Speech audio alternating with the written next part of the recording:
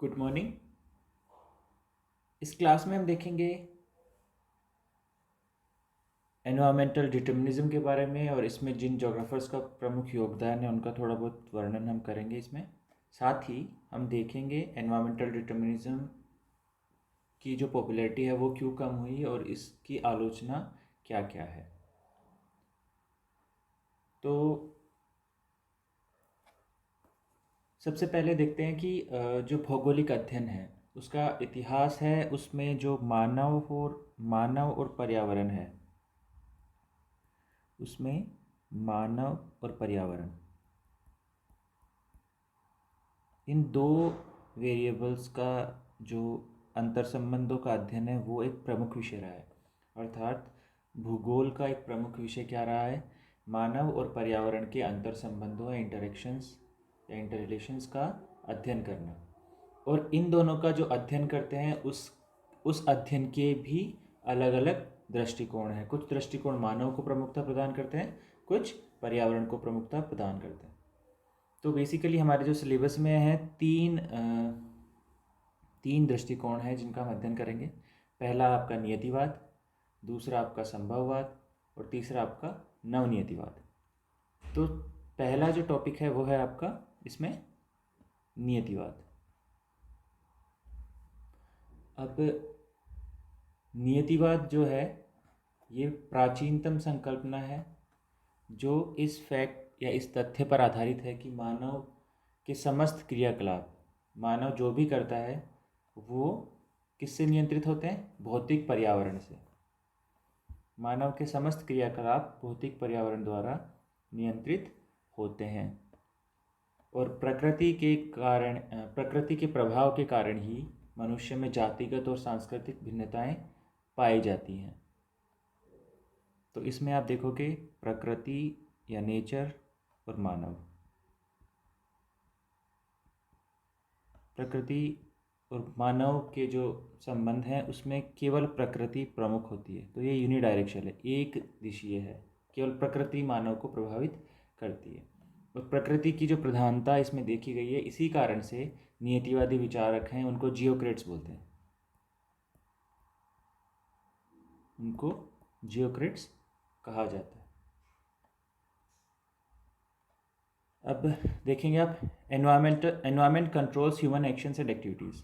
जैसे कि मैंने आपको बताया कि जो पर्यावरण है वो मानव व्यवहार और मानव क्रियाकलापों को नियंत्रित करता है। Human are badly dependent on the natural environment. मानव जो है वो बहुत अत्यधिक या पूर्णतया किसके ऊपर डिपेंडेंट होता है, किसके ऊपर आश्रित होता है? अपने प्राकृतिक परिवेश या अपने नेचुरल एनवायरनमेंट पे। Human live at the mercy of environmental forces. वही है, जो मानव का जो इन्फ्लुएंस है उसको बिल्कुल जीरो माना गया है। तो वो मानव जो है प्रकृति की दया पर निर्भर करता है। ठीक है, या मानव की जितनी भी एक्टिविटीज़ हैं जैसे कृषि हो गया या पशुपालन हो गया, वो किसके ऊपर डिपेंड करता है? प्रकृति के ऊपर। Human attitude, decision making are influenced by environment.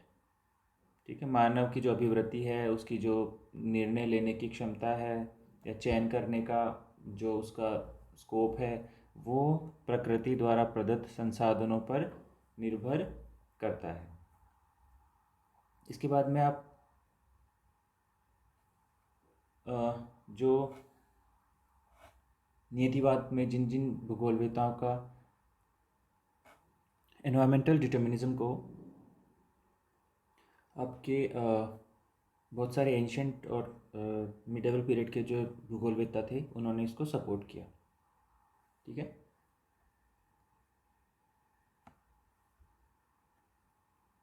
बहुत सारे, यदि आप बात करोगे तो जो नियतिवादी विचारधारा था उसका विकास 18वीं और 19वीं शताब्दी में जर्मनी में हुआ बेसिकली। लेकिन जो सबसे पहले मानव पर्यावरण संबंधों में जो नियतिवाद था उसका जो प्रारंभ था वो बहुत पहले यूनान और रोम के विद्वानों द्वारा प्रारंभ किया जा चुका था। ठीक है, इसमें आप देखोगे तो आपको Hippocrates, Eratosthenes, Strabo, Aristotle, Herodotus, Ptolemy और बहुत सारे नाम हैं। इसके अलावा आप जैसे बात करोगे तो हिपोक्रेटस ने 420 बीसी में अपने जो बुक थी उसमें कहा था कि वायु जल और स्थान, उसका बुक का नाम था on air water and places, वायु जल और स्थान। उसमें उन्होंने कहा था कि एशियाई और यूरोपीय निवासियों के स्वभाव की जो भिन्नता का कारण है वो प्रकृति है। ठीक है। इसके अलावा आप स्ट्रेबो की बात करोगे तो स्ट्रेबो ने क्या किया था, स्ट्रेबो ने दो विभिन्न क्षेत्रों का तुलनात्मक अध्ययन किया था, और इसके बाद इन्होंने बताया कि जो रोम की संपन्नता है या रोम की जो रिचनेस है या डाइवर्सिटी है या वहाँ पर जो लोगों के पास संपन्नता है, उसका जो कारण है वो इटली की आकृति, उसकी धरातलीय संरचना, जलवायु से संबंधित है, और इन्हीं कारणों से वहाँ पर जो महान रोमन साम्राज्य है वो स्थापित हुआ है। ठीक है। तो इसके अलावा आप देखोगे जो मध्यकालीन भूगोलवेत्ता हैं जिसमें आप अल मसूदी है, तो अल मसूदी ने बताया कि जो ऐसे क्षेत्र जो जल बाहुल्य वाले हैं, जहाँ पर जल बहुत अधिक मात्रा में या जल पर्याप्त मात्रा में पाया जाता है, जैसे सीरिया, तो वहाँ के जो क्षेत्र वहाँ उस क्षेत्र में निवास करने वाले जो लोग हैं वो प्रश्नचित्त होते हैं, खुश रहते हैं और विनोदी स्वभाव के होते हैं, जबकि शुष्क क्षेत्रों के लोगों का स्वभाव कैसा होता है, चिड़चिड़ा होता है।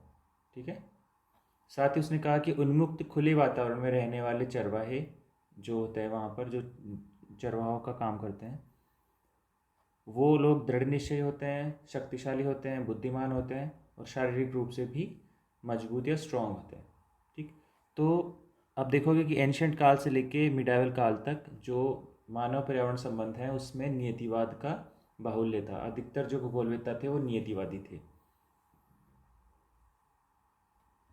अब इसके बाद आप देखोगे कि जो कांट है, इमैनुअल कांट, जर्मन भूगोलवेत्ता हैं, उन्होंने भी मानव पर्यावरण संबंधों का विस्तृत अध्ययन किया, और हालांकि उन्होंने ये नहीं कहा कि केवल प्रकृति ही मानव को प्रभावित करती है।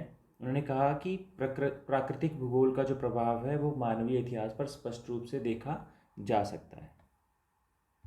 ठीक है। अब नियतिवाद की जो विचारधारा है उसका वास्तविक रूप से जो विकास है वो 19वीं शताब्दी में प्रारंभ होता है। उसको प्रारंभ करने का श्रेय दो लोगों को जाता है, एक है आपके रिटर और दूसरे हैं हम्बोल्ट। हम्बोल्ट और रिटर को इसका श्रेय जाता है। कार्ल रिटर की पुस्तक का नाम मैंने ऑलरेडी आपको बताया था, इनका नाम था अर्धकुंडे, और हम्बोल्ट की जो प्रमुख पुस्तक है वो है आपकी कॉस्मोस। बहुत सारी बुक्स हैं लेकिन जो प्रमुख है वो मैं बता रहा हूँ आपको। तो जैसे कार्ल रिटर है, उन्होंने अपनी पुस्तक अर्धकुंडे में जो इनका दृष्टिकोण था बुक लिखने का, उसको इन्होंने ह्यूमन सेंट्रिक माना, मानव केंद्रित उपागम इन्होंने माना अपनी अध्ययन के लिए। और इन्होंने कहा कि प्राकृतिक वातावरण का मानव के शारीरिक संगठन, स्वास्थ्य और प्रकृति पर प्रभाव पड़ता है। इसके हमने बहुत सारे एग्जाम्पल्स दिए और अंत में ये सिद्ध किया कि प्राकृतिक वातावरण ही है जो मानवीय स्वभाव को या मानवीय प्रकृति को निर्धारित करता है। हम्बोल्ट ने अपने बुक कॉस्मोस में भौतिक पर्यावरण या भौतिक वातावरण पर मानवीय क्रियाकलापों के अंतर संबंधों का विस्तृत वर्णन किया है। ठीक है। और इन्होंने बहुत सारी पहले की सभ्यताओं के विकास में भी प्रकृति के योगदान को स्पष्ट किया। जैसे जो भूमध्य सागर के आसपास जो सभ्यताएं विकसित हुई, उनके योगदान में उनके विकसित होने में प्रमुख योगदान इन्होंने कहा कि भूमध्य सागर का है। ऐसे ही इन्होंने बहुत सारे और भी एग्जाम्पल्स दिए हैं। इन्होंने पर्वतीय और मैदानी क्षेत्रों के जो निवास करने वाले लोग हैं उन लोगों की दिनचर्या को कंपेयर किया और उनके शारीरिक लक्षणों में इन्होंने अंतर पाया। तो उस अंतर का इन्होंने कारण बताया कि वहाँ का जो टेरेन है और वहाँ की जो जलवायु में भिन्नता है उसकी वजह से उन लोगों के जो कैरेक्टर्स हैं उनमें भिन्नता पाई जाती है। इसी समय पे एक जो आपके जो बायोलॉजिस्ट हुए हैं डार्विन की बुक का नाम था ओरिजिन ऑफ स्पीसीज या जीवों की उत्पत्ति। इनकी पुस्तक है ओरिजिन ऑफ स्पीसीज। इन्होंने इस बुक का जो मेन एम्फेसिस है वो है प्रकृति पर, वातावरण पर, प्राकृतिक वातावरण पर। और इसके आधार पर प्राकृतिक वातावरण के महत्व को बताते हुए इन्होंने थ्योरी ऑफ इवोल्यूशन दिया है, विकासवादी सिद्धांत इन्होंने प्रस्तुत किया। उनके अनुसार अन्य जीवों की भांति मानव का विकास भी प्राकृतिक वातावरण के आधार पर ही होता है, और इसमें जो काम करता है वो करता है नेचुरल सिलेक्शन या प्राकृतिक छांट की क्रिया। इसमें ओरिजिन ऑफ स्पीसीज हो गया आपका, इनका थ्योरी ऑफ इवोल्यूशन है या विकासवादी सिद्धांत है, और इसमें जो आपका प्रोसेस काम करता है वो है नेचुरल सिलेक्शन। ठीक है। इस प्रकार जो डार्विन का जो थ्योरी है वो है बेसिकली एनवायरमेंटल डिटर्मिनिज्म नहीं है, उसको बोलते हैं साइंटिफिक डिटर्मिनिज्म, वैज्ञानिक नियतिवाद। ठीक है। ऐसे ही अब जो डार्विन के विचार थे, डार्विन के विचारों से प्रभावित होकर एक और भूगोलवेत्ता हुए हैं, बायोलॉजिस्ट हुए हैं, उनका नाम है अर्नेस्ट हैकल। भूगोलवेत्ता नहीं थे, ये बायोलॉजिस्ट थे, जैव शास्त्री थे और जर्मन थे ये। इनका जो मेन योगदान है वो है आपका इकोलॉजिकल साइंस में, पारिस्थितिकी विज्ञान में। ठीक है। इनके अनुसार ये जो बात करते हैं, बोलते हैं कि सभी जीव अपने वातावरण से अनुकूलित होते हैं। तो मेन जो फोकस वो क्या था, वातावरण, और वातावरण से अनुकूलित, मानव वातावरण से अनुकूलित होता है और उसी के अनुसार कार्य करता है। इसके अलावा आप देखोगे इसमें तो भूगोलवेत्ताओं में आपको एक नाम मिलेगा, फ्रांसीसी थे हालांकि वो, उनका नाम है Frederic Ripley. Frederic Le Play, Frederic लिप्ले।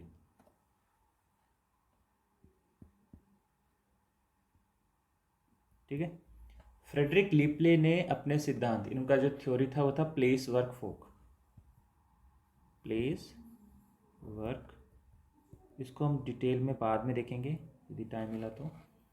इसमें इन्होंने कहा, बताया, इसमें इन्होंने वातावरण को प्रधान माना और मानव समाज, सामुदायिक संगठन और क्रियाकलापों पर उसके प्रभावों को शक्तिशाली माना। मतलब मानवीय समाज, मानवीय संगठन और उनके द्वारा जो किए जाने वाले कार्य हैं उनके ऊपर इन्होंने वातावरण को प्रधान तत्व माना।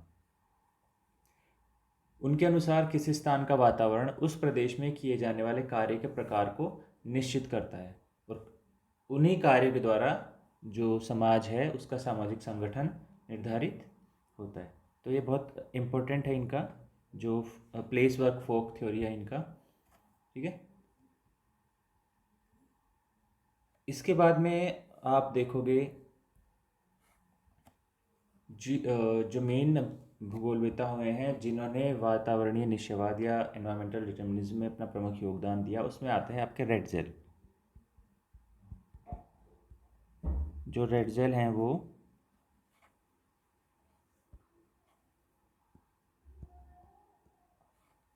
रेडजेल है, इनकी पुस्तक का नाम था रेडजेल था। इनकी पुस्तक का जो नाम था वो था एंथ्रोपोजोग्राफी, एंथ्रोपोजोग्राफी। ये इन्होंने 3 वॉल्यूम में पब्लिश की, 3 खंडों में पब्लिश की, और इन्होंने इसमें स्पष्ट किया कि विश्व के विभिन्न क्षेत्रों में निवास करने वाले लोगों के आर्थिक, इकोनॉमिक, सोशल, आर्थिक, सामाजिक, कल्चरल, सांस्कृतिक और इंडस्ट्रियल, या जो प्रोडक्शन, मोड ऑफ प्रोडक्शन जो भी वो कर रहे हैं, इकोनॉमिक, सोशल, कल्चरल और इंडस्ट्रियल जो करेक्टर्स हैं वो किसकी देन है, एनवायरनमेंट की। अर्थात रेडजेल ने अपने ग्रंथ एंथ्रोपोजोग्राफी में ये स्पष्टतया कहा कि विश्व के विभिन्न क्षेत्रों में निवास करने वाले लोगों के आर्थिक, सामाजिक, सांस्कृतिक और औद्योगिक क्रियाकलाप पर्यावरण द्वारा निर्धारित होते हैं। ठीक है। इन्होंने ये भी कहा कि प्रत्येक स्थान पर जो जनसंख्या में भिन्नता पाई जाती है उसका भी जो श्रेय है किसको जाता है, वहाँ के वातावरण को। रेडजेल का स्पष्ट मत था कि मानव अपने वातावरण की उपज है, human are just by product, a product of environment, और पर्यावरणीय वातावरण की शक्तियाँ ही मानव जीवन को ढालती हैं। ठीक है। अब इन्होंने अपने बात को प्रूव करने के लिए बहुत सारे एग्जांपल्स दिए। उससे वो थोड़ा सा जियोपॉलिटिकल रेफरेंस में है। इन्होंने कहा कि दो दो क्षेत्र हैं, दो देश हैं, एक है आपका यूके ब्रिटेन और दूसरा है जापान।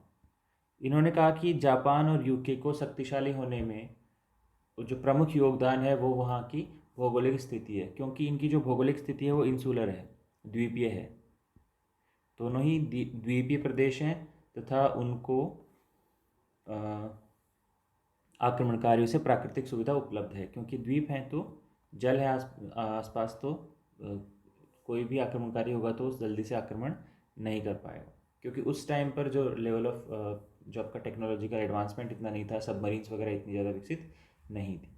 तो उन्होंने ये एग्जाम्पल दिया और कहा कि जो देश विकसित हैं उनको विकसित होने में वहाँ की भौगोलिक स्थिति एक प्रमुख भूमिका का निर्वाह करती है। ठीक है। इसके बाद में रेड जेल के बाद में उनकी जो शिष्या थी Ellen Churchill Semple, E C Semple, E C Semple, E C Semple भी नियतिवाद के दृढ़ अनुगामी थे।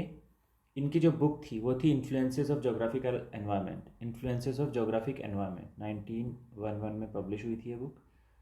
इसमें उन्होंने वातावरण के प्रभावी स्वरूप को सर्वोच्च प्राथमिकता दी और ये कहा कि मानव पृथ्वी तल की उपज है। ठीक है। चर्चिल भी नियतिवादी विचारक थी। सैंपल ने संस्कृति पर भी एनवायरनमेंट के प्रभाव को बोला। सैंपल ने विभिन्न प्राकृतिक परिस्थितियों में रहने वाले लोगों की विशेषताओं का वर्णन किया। उन्होंने कहा कि जो पर्वतों के निवासी हैं वो अधिक रूढ़िवादी होते हैं, लेकिन वो साहसी और सरल स्वभाव के होते हैं। ठीक है। और सरल स्वभाव होने का कारण क्या है? क्योंकि उनकी बाह्य विश्व से जुड़ाव कम है।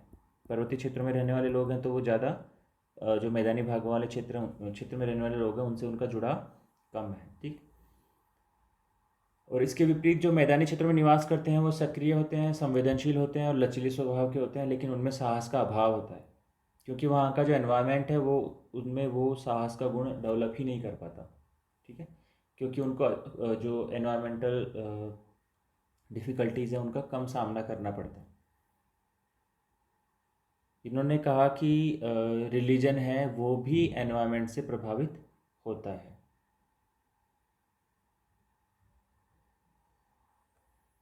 अब इसके बाद में आप देखोगे नियतिवाद के और भी बहुत से समर्थक हुए हैं, जिनमें आपको अमेरिकन भूगोलविद हैं, उनमें हंटिंगटन प्रमुख हैं। हंटिंगटन, एल्सवर्थ हंटिंगटन, ये अमेरिकन भूगोलवेत्ता थे। इनकी दो बुक्स जो इम्पोर्टेंट हैं, पहली है आपकी principles of human geography, principles of human geography, और एक दूसरी जो बहुत फेमस बुक है इनकी वो है civilisation and climate, civilisation and climate. तो इन बुक्स में एक इनकी एक बुक और है, वो भी कल्चर पे है, उसका नाम है main springs of civilisation, main springs of civilisation. ठीक है। अर्थात संस्कृति के मुख्य स्रोत। तो जो ये जो बुक्स है इसमें इन्होंने प्राकृतिक वातावरण का मानव पर स्पष्ट प्रभाव बताया, और उसमें भी उन्होंने जो क्लाइमेट है, जो जलवायु है, उसको एक प्रमुख तत्व माना है, और सिविलाइजेशन को प्रभावित करने वाले या सिविलाइजेशन का विकास करने वाला एक प्रमुख तत्व इन्होंने जलवायु को माना है। इसके अलावा जितने भी मानवीय क्रियाकलाप हैं वो सब प्रकृति से निर्धारित होते हैं, ये इन्होंने माना। अब आप इन नियतिवादी विचारकों के बाद, ये प्रमुख नियतिवादी विचारधारा वाले व्यक्ति थे। इसके अतिरिक्त जो है आपके प्रमुख नियतिवादी हैं उनमें है आपका मैकिंडर जो यूके के हैं, इसके अलावा चिशोल्म, डेविस ये अमेरिकन भूगोलवेत्ता हैं, ईसा बोमैन, पीटर गिडीज, कार्ल सावर जिनको बोल सकते हैं, बाद में इन्होंने कल्चरिज्म पे ध्यान दिया, लेकिन ये भी आपके नियतिवादी हैं। उसके बाद में हर्बर्टसन। तो ये कुछ भूगोलवेत्ता हैं जो आपको नियतिवाद में या पर्यावरणीय नियतिवाद में या निश्चयवाद में विश्वास रखते हैं। तो देखो, किसी भी जैसे भी मैंने बताया कि नियतिवाद की जो विचारधारा है उसमें जो कल्चरल फॉर्म है या जो सांस्कृतिक प्रदेश है या सांस्कृतिक भूदृश्य है उसको निर्धारित करने वाले जो प्रमुख तत्व हैं वो है क्लाइमेट, प्राकृतिक संसाधन, जोग्राफिकल लोकेशन और उसकी टोपोग्राफी। ये सारे के जो सारे एलिमेंट्स हैं आपको कहाँ मिलेंगे? प्रकृति में मिलेंगे। नियतिवादी विचारक यही बोलते हैं कि जो 4 कंपोनेंट्स हैं, और भी हो सकते हैं, लेकिन ये जो 4 मेजर कंपोनेंट्स हैं, जोग्राफिकल लोकेशन वहाँ की अवस्थिति, वहाँ पर पाए जाने वाले संसाधन, उस जगह की क्लाइमेट और उस जगह की टोपोग्राफी या स्थलाकृति, ये सब मिलके वहाँ का कल्चरल फॉर्म या कल्चरल लैंडस्केप या सांस्कृतिक भूदृश्य निर्मित करते हैं। तो ये जो विचार है वो कैसा विचार हो गया? नियतिवादी। ठीक है। ध्यान रखने की बात है कि नियतिवाद में ये मैन है और ये नेचर है या एनवायरनमेंट है। इसमें ये यूनिडायरेक्शनल है, अर्थात केवल मानव को केवल वहाँ की नेचर, प्रकृति या वहाँ का एनवायरनमेंट या परिवेश प्रभावित करता है। ठीक है, यही बात हम इतनी देर से को बता रहे हैं। एक इसका एग्जांपल है कि similar environmental produce similar cultures. जैसे जो व्यक्ति कोस्ट के पास रहते हैं वो उनका जो मेन ऑक्यूपेशन क्या होता है? फिशिंग और ट्रेडिंग का काम करते हैं, नेविगेशन का काम करते हैं। तो लेकिन अभी हम देखेंगे, आपको क्लास में देखेंगे कि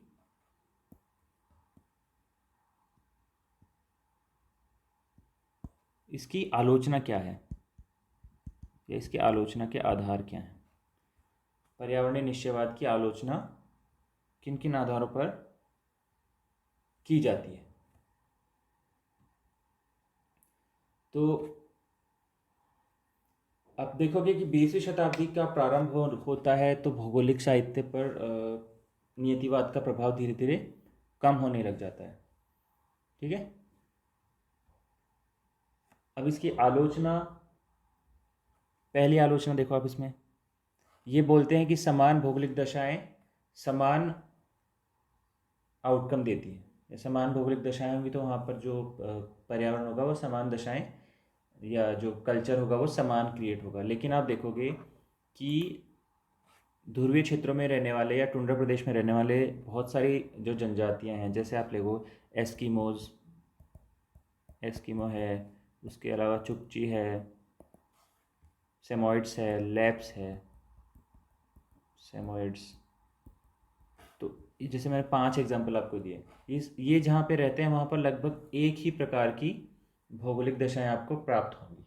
ठीक, लेकिन इन सब लोगों की कल्चरल डिफरेंसेस बिल्कुल अलग, कल्चरल में बहुत अधिक डिफरेंसेस हैं। कस्टम्स, कल्चर, जिनको इनकी जो आर्थिक क्रियाएं हैं वो बिल्कुल अलग हैं, आर्थिक क्रियाओं को करने के तरीके अलग हैं। एस्किमोज जिस प्रकार से शिकार करते हैं, लैप्स या सेमोइड्स उस प्रकार से शिकार नहीं करते हैं। इनके रहने के लिए जैसे घर पाए जाते हैं, इग्लूज। मतलब कहने का मतलब ये है कि सभी व्यक्तियों ने अपने तकनीकी स्तर के आधार पर अपने आप को उस प्राकृतिक प्रदेश में अनुकूलित किया है। ठीक है, तो आलोचना हो गई ना? क्यों हो गई? क्योंकि अनुकूलन को नियतिवाद अनुकूलन को ध्यान में नहीं रखता, तकनीकी एडवांसमेंट या टेक्नोलॉजिकल एडवांसमेंट को ही ध्यान में नहीं रखता। ठीक, सेम भारत में भी आप एग्जांपल लोगे तो आप जैसे आपके मेघालय में गारो खासी जयंतिया जनजातियाँ पाई जाती हैं, सेम कंडीशन आपको मिजोरम में भी मिलेगा, वहाँ पर लुशाई जनजाति पाई जाती है। तो लुशाई और गारो खासी जयंतिया में आपको काफ़ी डिफरेंसेस देखने को मिल जाएगा, सांस्कृतिक स्तर पर भी और आर्थिक स्तर पर भी। दूसरी बात, समान भौतिक दशाओं में मानवीय विकास भी समान नहीं होता। ठीक है, जैसे इक्वेटर पे कॉन्गो बेसिन भी है, अमेजन बेसिन भी है, और उसी जगह पर आपको इंडोनेशिया और मलेशिया भी दिख जाएंगे। तो आपको जो इंडोनेशिया और मलेशिया हैं उनमें ह्यूमन डेवलपमेंट ज़्यादा पाया जाता है, कॉन्गो बेसिन और अमेजन बेसिन में ह्यूमन डेवलपमेंट आपका कम पाया जाता है। क्यों पाया जाता है? क्योंकि बुद्धि, कौशल और तकनीकी स्तर में भिन्नता है। ठीक है, फिर आप लोगे एग्जाम्पल तो कृषि जो कार्य है, एग्रीकल्चर जो है, वो यद्यपि प्रत्यक्ष रूप से प्रकृति द्वारा प्रभावित होता है, लेकिन वर्तमान समय में बहुत सारे टेक्नोलॉजिकल एडवांसमेंट हो चुके हैं। जैसे उर्वरकों का प्रयोग है, उसके अलावा इरिगेशन में बहुत सारी टेक्नोलॉजी आ गई हैं। ठीक है, आर्टिफिशियल रेन भी करवा सकते हैं क्लाउड सीडिंग के द्वारा। तो बहुत सारे नए टाइप के सीड्स आ गए हैं। तो ये जो नीतिवाद है पुराना पड़ चुका है। ठीक है, अब नेक्स्ट है इसका इसका जो फिर उद्योगों की स्थापना। तो उद्योगों की स्थापना में हालांकि पहले प्रकृति या प्राकृतिक संसाधनों का एक प्रमुख योगदान हुआ करता था, लेकिन वर्तमान में जो प्राकृतिक संसाधन आवश्यक नहीं है कि वहीं पर वो उद्योग स्थापित हो जहाँ पर उसके लिए उपलब्ध रॉ मटेरियल मिले, उसके लिए आवश्यक रॉ मटेरियल मिले। ठीक है, जैसे आप एग्जांपल देखो कि बहुत सारे ऐसे इंडस्ट्रीज़ हैं जो वहाँ पर अवस्थित हैं जहाँ पर वो संसाधन नहीं पाए जाते हैं। तो ये क्यों होता है? ये होता है वहाँ के गवर्नमेंट की टैक्स पॉलिसी की वजह से। ठीक है, या वहाँ जहाँ पर उद्योग अवस्थित किया जाना है वहाँ पर सरकार द्वारा जो फैसिलिटीज़ उपलब्ध कराई जा रही हैं उसके द्वारा। इसका एक एग्जांपल देखते हैं, जो कनाडा है। कनाडा का एक जगह है, प्रोविंस है साउथ ओंटारियो। उस साउथ ओंटारियो में जो इंडस्ट्रियल क्लस्टर डेवलप हुआ है, औद्योगिक संकुल जो विकसित हुआ है, वहाँ का प्रमुख कारण वहाँ की सरकार की कर नीति है। ठीक है, कर नीति है, न कि वहाँ पर पाए जाने वाले संसाधन। ऐसे ही आप यूएसए में लोगे तो यूएसए में जहाँ पर मोटर कार निर्माण केंद्र है डेट्रॉइट। ठीक है, इसके अलावा रबर का केंद्र है वहाँ पे एकरन, और वायुयान का जो पार्ट्स बनते हैं वो है लॉस एंजल्स। तो वहाँ पर जो उनका विकसित होने का प्रमुख कारण क्या है? वो पर्यावरणीय कारक नहीं है, वो जो कारक हैं वो मानवीय कारक हैं। ठीक है, ऐसे आप लोगों की जैसे भारत में आप देखोगे गुड़गांव और बेंगलोर में आपके फुटलूज इंडस्ट्रीज़ डेवलप हुई हैं या सॉफ्टवेयर इंडस्ट्रीज़ डेवलप हुई हैं। तो उनमें प्रमुख योगदान सरकार की नीतियों का है, ना कि मानवीय पर्यावरणीय कारकों का। ऐसे ही जो अर्बनाइजेशन है या शहरीकरण है, ठीक है, या आप बोलोगे कि महानगरों का जो स्वरूप है, इसको विकसित होने में मानव ने प्रमुख भूमिका निभाई है, न कि प्राकृतिक वातावरण ने। प्राकृतिक वातावरण ने नहीं निभाई प्रमुख भूमिका। किसने निभाई है? आपके मानवीय कारकों ने। आप देखोगे कि ऑस्ट्रेलिया में बहुत सारी ऐसी जगह हैं जो बिल्कुल ही जहाँ पर जो निवास करने की बिल्कुल भी संभावनाएं नहीं हैं। ठीक है, क्योंकि वहाँ पर जो वातावरण है बहुत ही आपका दुर्गम है, लेकिन फिर भी वहाँ पर भौतिक संसाधनों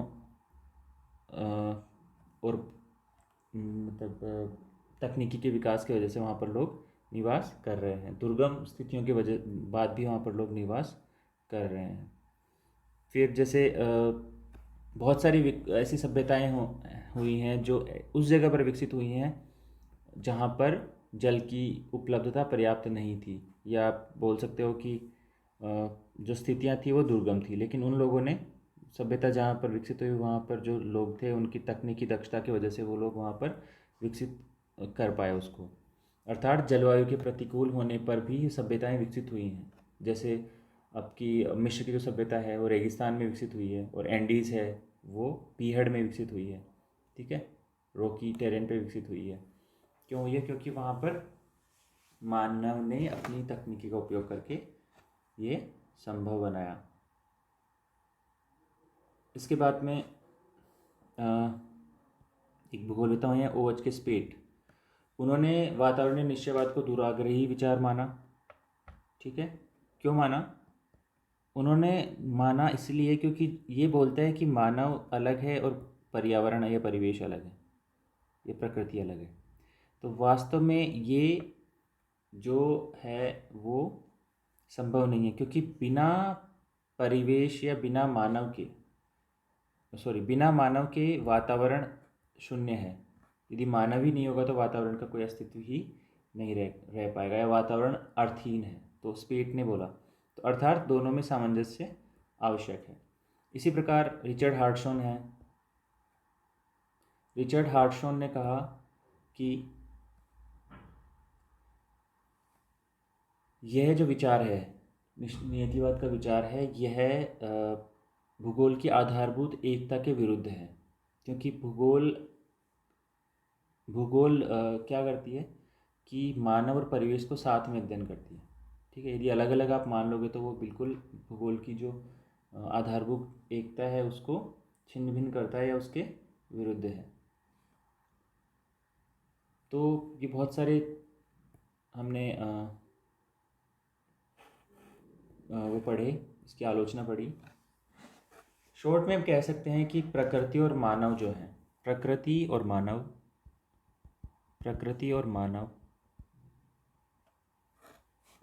परस्पर अंतर संबंधित है, वो इंटर रिलेटेड है। ये कह नहीं सकते कि कहाँ पर प्रकृति का नियंत्रण स्टार्ट होता है और कहाँ पर समाप्त होता है। उसी प्रकार हम ये भी नहीं कह सकते कि कहाँ पर मानव कमज़ोर होता है और कहाँ पर मानव शक्तिशाली होता है। ये जो दोनों का इंटर रिलेशन है वो देश और काल के आधार पर परिवर्तित होता रहता है, देश व काल के अनुसार परिवर्तित होता रहता है। और इसको परिवर्तित करने का श्रेय किसको जाता है? तकनीकी को। और तकनीकी कैसे आएगी? तकनीकी कहाँ से आएगी? ये मानवीय क्रियाकलाप या मानवीय बुद्धिमत्ता से ही विकसित होगी। तो आप कह सकते हो कि प्रकृति और मानव परस्पर अंतर संबंधित है, ठीक है, और दोनों एक दूसरे से सामंजस्य या संतुलन में रहते हैं, ठीक है। तो इस प्रकार जो नियतिवाद है उसको वर्तमान में वो एक्सेप्टेबल नहीं है, क्योंकि जो प्रकृति का नियंत्रण है वो एक सीमा तक है, उसके बाद प्रकृति का नियंत्रण समाप्त हो जाता है। नेक्स्ट क्लास में हम देखेंगे पॉसिबिलिज्म, और पॉसिबिलिज्म की जो आलोचना है वो, ठीक है। पहले देखेंगे पॉसिबिलिज्म क्यों आया, क्या इसके पोस्टुलेट्स हैं, ठीक है, कौन किस किस का इसमें प्रमुख योगदान रहा है, उसके बाद में उसकी आलोचना देखेंगे, ठीक है। Thank you.